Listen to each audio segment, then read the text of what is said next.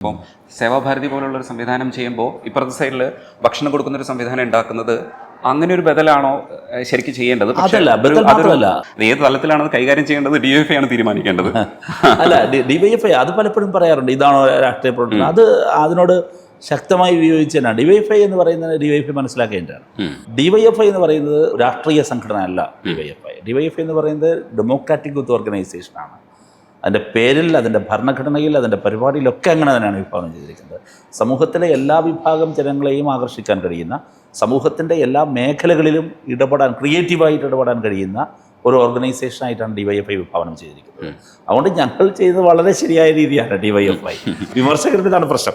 ഞാൻ പറഞ്ഞതല്ല, നിങ്ങൾ ചോദിച്ചു വളരെ പ്രധാനപ്പെട്ട എങ്ങനെ സർവൈവ് ചെയ്യും എന്നുള്ളതാണ്. ഇപ്പോൾ ഒന്നുമില്ലാതിരുന്ന ഡൊണാൾഡ് ട്രംപ് വരുന്നു, എന്നിട്ട് വളരെ ഫലപ്രദമായി ഒരു തെരഞ്ഞെടുപ്പ് സോഷ്യൽ എഞ്ചിനീയറിങ്ങിലൂടെ തെരഞ്ഞെടുപ്പിനെ അട്ടിമറിക്കും.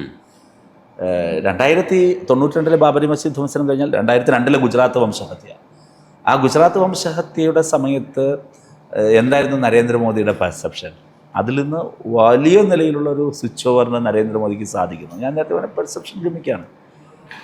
ഇത് വളരെ സയൻറ്റിഫിക്കലി ചെയ്യാൻ വേണ്ടി സാധിക്കുന്നു. ജനങ്ങളുടെ മനസ്സിനെ സ്വാധീനിക്കാൻ കഴിയുന്നു, അല്ലേ? ഇതൊരു വലിയ ചലഞ്ചാണ് ഒരു പൊളിറ്റിക്കൽ പാർട്ടിയെ സംബന്ധിച്ച് CPIM. ഞങ്ങളത് പറയുന്നില്ല, ഞങ്ങൾക്ക് ആ വഴി സ്വീകരിക്കാമെന്ന് ചോദിച്ചാൽ ഒരുപാട് പ്രശ്നങ്ങളുണ്ട്. അതിൽ ഒരു പ്രധാനപ്പെട്ട പ്രശ്നം ആ വലിയ പണം ഞങ്ങളുടെ കയ്യിലില്ല എന്നുള്ളത് തന്നെയാണ്. ഇന്ത്യയിലെ കോർപ്പറേറ്റുകളിൽ നിന്ന് പണം വാങ്ങാത്ത ഏക പ്രസ്ഥാനം CPIM ആണല്ലോ. ഇപ്പോൾ ഞങ്ങൾക്ക് അഭിമാനത്തോടെ പറയാൻ പറ്റുമല്ലോ.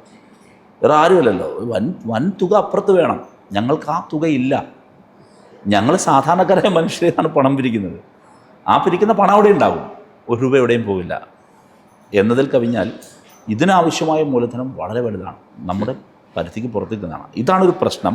പക്ഷേ എങ്കിലും വളരെ സമഗ്രമായി, സംഘടിതമായി, പരമാവധി സയൻറ്റിഫിക്കായി ഇതിനെല്ലാം അതിജീവിക്കാൻ കഴിയുന്ന ഒരു സോഷ്യൽ മീഡിയ, അല്ലെങ്കിൽ ഇത്തരത്തിലുള്ളൊരു സോഷ്യൽ എഞ്ചിനീയറിംഗ് മെക്കാനിസം, സോഷ്യൽ മീഡിയയൊക്കെ മാറി സോഷ്യൽ എഞ്ചിനീയറിംഗ് മെക്കാനിസം തീർച്ചയായും CPIM ആർജിക്കേണ്ടതുണ്ട്. അത് CPIM തിരിച്ചറിയുന്നു, ഞങ്ങളുടെ പാർട്ടിയും അത് തിരിച്ചറിയുന്നുണ്ട്. അത് എവിടെയെങ്കിലും ഹയർ ചെയ്യാൻ ഞങ്ങൾ ഉദ്ദേശിക്കുന്നില്ല.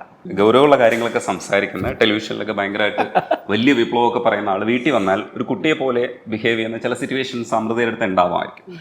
ശരിക്കും റഹീമിനെ മനസ്സിലാക്കുന്നത് അമൃത കൃത്യമായിട്ട് ഐഡൻറ്റിഫൈ ചെയ്തിട്ടുണ്ടാവും. അവിടെ എന്തുകൊണ്ട് അത് സംസാരിച്ചു, അതിനൊക്കെ പറ്റിയിട്ടുള്ള ഒപ്പീനിയൻസ് ഉണ്ടാവുമ്പോഴും റഹീം എന്ന് പറയുന്ന മനുഷ്യനെ കൃത്യമായിട്ട് അളന്നിട്ടുണ്ടാവും.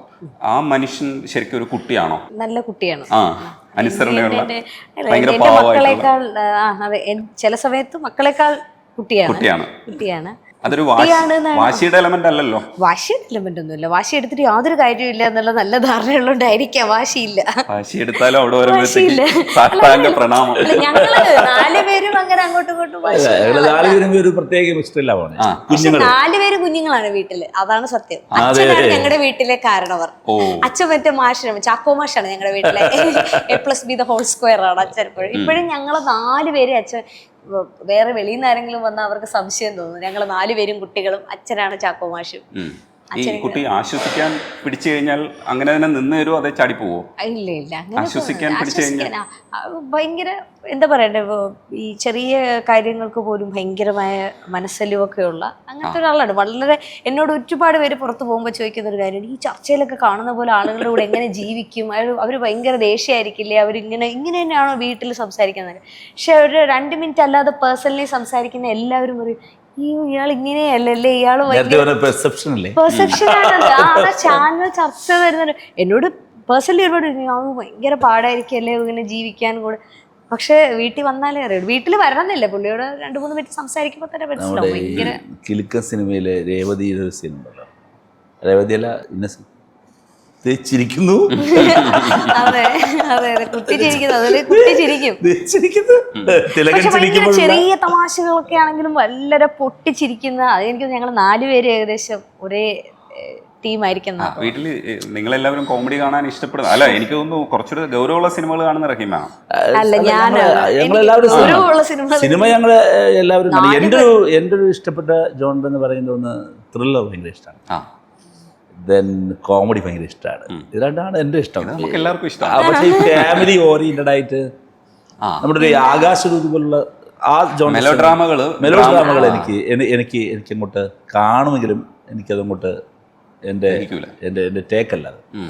ഞാൻ യാത്രകൾക്കിടയിൽ ഭയങ്കര രസകരമായി എനിക്ക് തോന്നുന്ന ഒരു കാര്യം, നല്ല ഇതുപോലുള്ള ത്രില്ലർ സീനുകൾ, നല്ല അത്തരത്തിലുള്ള അഭിനയ മുഹൂർത്തങ്ങൾ, അവിടെയും മെലോ ഡ്രാമയിലേക്ക് പോകാറില്ല. എനിക്ക് ഭയങ്കര ഇഷ്ടമാണ്. പിന്നെ കോമഡി ഭയങ്കര ഇഷ്ടമാണ്. ഞാനിപ്പോൾ റീസെൻ്റായിട്ട് മറിമായത്തിന് ഭയങ്കര ആരാധകനാണ്. റിപ്പീറ്റ് വാച്ചാണ്. മറിമായൻ്റെ ഇത് കാണുന്നുണ്ടെന്ന് എനിക്കറിയില്ല. ഞാൻ ഈ കഴിഞ്ഞ ദിവസമാണ് ഉണ്ണിരാജയെ കണ്ടത്. ഉണ്ണിരാജയെ YLF-നിടയിലാണ് കണ്ടത്. ഉണ്ണിരായോട് പറഞ്ഞു, ഞാൻ നിങ്ങളുടെ സ്ട്രോങ് ആരാധകരാണ്. ഞാൻ ഉണ്ണിരായോട് കുറേ എപ്പിസോഡ്സ് അങ്ങോട്ട് പറഞ്ഞു. അയ്യോ ഭയങ്കര രസമാണ്. അയാളെ ഇതുണ്ടല്ലോ, അതോടെ ഓപ്പറേഷൻ ജാവയിലെ അതേ അഖിലേഷ് ഒറ്റ സീനല്ലേ,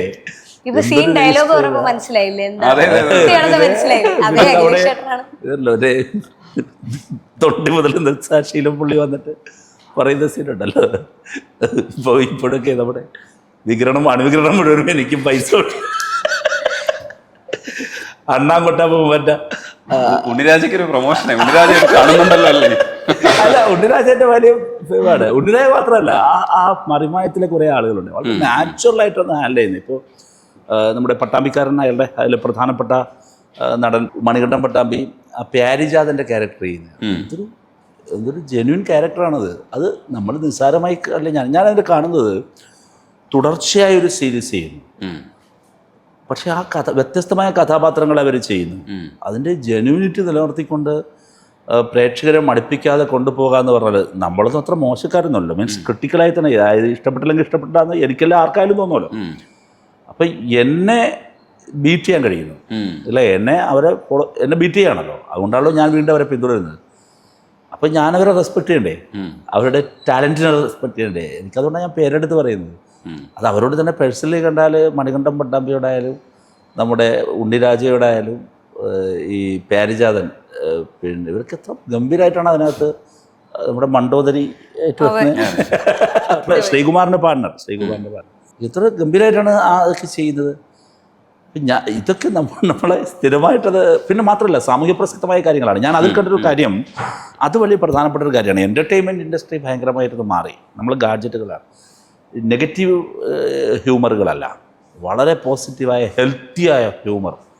ആ ഒരു റിതം നിലനിർത്തിക്കൊണ്ട് പോകുക വലിയ പാടാണ്. അടുത്ത കാലത്ത് കണ്ട നല്ല സിനിമകളെ കുറിച്ചുകൂടെ പറയും, രണ്ടുപേരും പറയണം. നല്ല സിനിമകൾ കിഷ്കിന്ദ കണ്ടോ? അത് ഇഷ്ടപ്പെട്ടോ? ഇഷ്ടപ്പെട്ടു.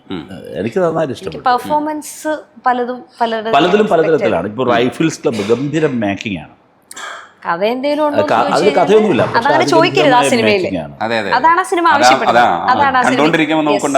എന്തൊരു മേക്കിംഗ് ആണ് ആ പടം. പിന്നെ ED ലാസ്റ്റ് കണ്ട ഞാൻ പറയുന്നത് എക്സ്ട്രാ ഡീസൻ്റ് എന്ന് പറയുന്നത് ആമിർ പള്ളിക്കലിൻ്റെ പടം. ആയിഷ കഴിച്ചപ്പോൾ എനിക്ക് ആമിറിനെ വിളിക്കണമെന്നുണ്ടായിരുന്നു. പക്ഷെ OTT-ലാണ് കണ്ടത്. പിന്നെ വിളിച്ചില്ല. പക്ഷേ ED കണ്ടപ്പോൾ ഞാൻ വിളിച്ചു. അത് സുരാജ് വെഞ്ഞാറമൂട് എൻ്റെ നാട്ടുകാരൻ കൂടിയാണ്. എത്ര ഗംഭീരമായിട്ടാണ് സുരാജണ്ണൻ അത് ഹാൻഡിൽ ചെയ്തിരിക്കുന്നത് ആ പടത്തിൽ. അടുത്തിടയ്ക്ക് ഇറങ്ങിയ ഒട്ടേറെ പടങ്ങൾ ഇങ്ങനെ അതിനും പിറകിലോട്ട് പോയാലും കുറേ പടങ്ങൾ. ഇപ്പോൾ തലവൻ എനിക്ക് നന്നായി ഇഷ്ടപ്പെട്ട പടമാണ്. പിന്നെ ബേസിലിൻ്റെ കുറേ പടങ്ങൾ, ഇതെല്ലാം ജയ ഹേ, ഞങ്ങളിതെല്ലാം കാണും കേട്ടോ. ഞങ്ങളിങ്ങനെ പേര് തന്നെ ഓർത്തു വയ്ക്കാത്ത രീതിയിൽ എല്ലാ സിനിമകളും പരമാവധി സിനിമയൊന്നും മിസ്സാകാതിരിക്കാൻ ശ്രദ്ധിക്കുന്ന ആളാണ്. ഇപ്പോൾ 2 തവണ ഇപ്പോൾ ബാക്ക്ലോഗ് ഉണ്ട്, അത് പൂർത്തീകരിക്കണം.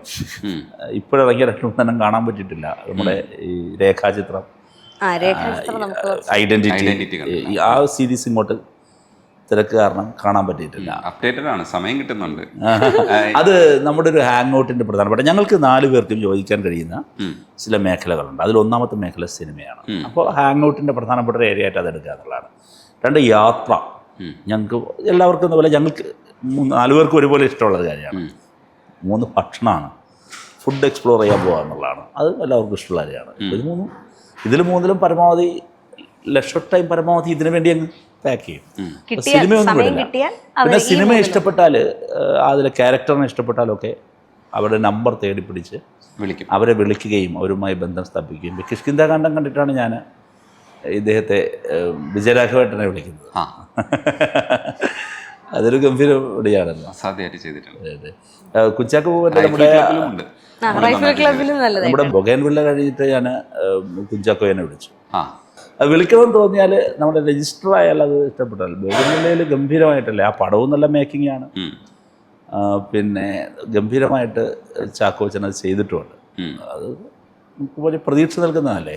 അമൃതയ്ക്ക് കൂടുതലും കോമഡി സിനിമകളാണ് ഇഷ്ടം. കോമഡി ഞാൻ എല്ലാ genreഉം സിനിമയ്ക്കിടയിലെ Serious ആയ പടം.